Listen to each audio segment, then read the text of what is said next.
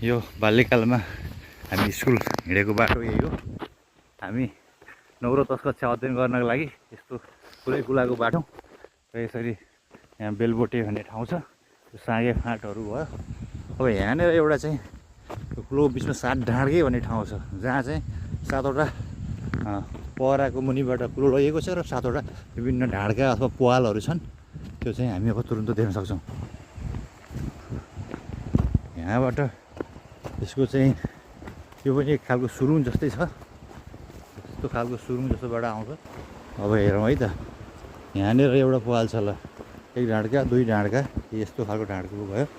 फेरि यहाँ चाहिँ अर्को तेस्रो ढाँडको छ, तल पानी छ। यहाँ 3 ढाँडके भयो। यही बाटो यही हो हामी हिँड्ने गरेको। अनि यहाँ फेरि यस्तो 4 ढाँडका छ। यहाँ फेरि खोला बगिरहेको छ, साँगे खोला। अनि यहाँ फेरि अर्को 5 ढाँडके भयो।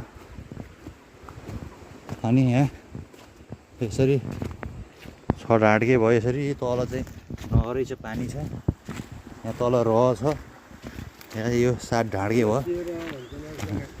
यसरी चाहिँ यो रह पनि एकदम गहिरो पानी जमेको ठाउँलाई रह भनिन्छ, जहाँ चाहिँ पौडी खेल्ने गरिन्छ सामान्यतः।